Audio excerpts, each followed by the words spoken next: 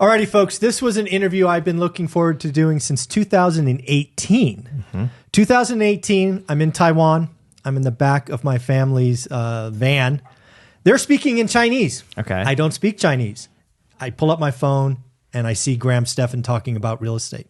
This is OG Graham Stephan, right? I know. Couple of units, house hacking. And I'm just like, I like what he's doing. And what you don't know is I had just left my W-2. You know, Olivia, who's here in the room with us, we had at the time 180 units. We had just retired financially free because of rentals. And I see what you're doing, and I'm like, that is so cool. Sharing, giving. I didn't even know YouTube could be monetized. I'm like, I like what this guy is doing. So what I want to do here is not talk about Graham Stephan, the 4.6 million subs on YouTube, or nearly the million on the Iced Coffee Hour, which we are in. I want to go back and revisit OG Graham, because you started your journey, at least in real estate, in a recession, in the bad time.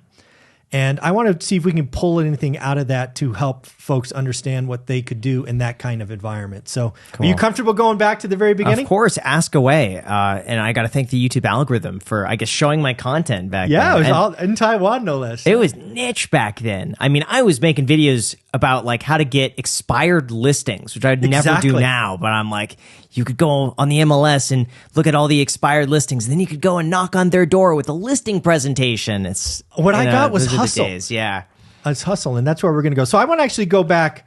I haven't heard this story, but tell me about Graham's, family life. Grade school, junior high, high school. Was money a thing? Was it a stressor?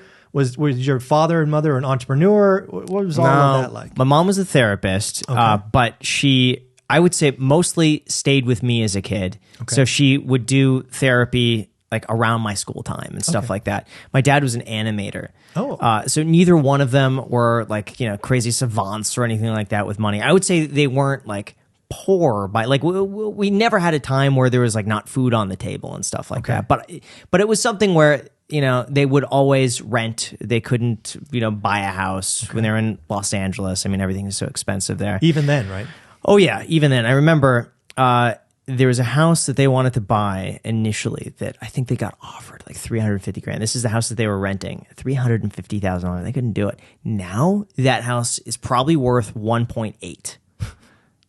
So I mean, go figure. But yeah, neither one. For me, money. I think I'd always just naturally been interested in it in some capacity. Like, my earliest recollections are getting birthday money or like Christmas money. Like my grandma would sometimes give me a 20, right? And I would save them. Like I wouldn't want to spend that money. Okay. I think the only times I'd maybe spend the money like Pokemon cards, but for the most part, I would save it. I remember like keeping an envelope in my bedroom and just I got like. I really interested when it hit like $100. Okay. Or the idea of like, I could save this, and like if I get a 50, we're gonna have $150. There's no purpose, but I think I just naturally gravitated towards that. So even when you were, I'll call it a teenager for lack of a better age, or maybe before that. Before then.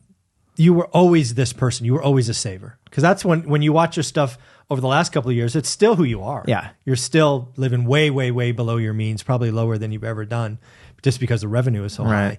But you were that way probably since birth. Oh yeah, like they had that marshmallow test where they have like one, or you could have two later. I'm like, let's forego the two. When what's next? Maybe it'll be 5 a year from now. Like I'd rather the 5. So I've always just been like mentally that type of person to delay things as long as possible.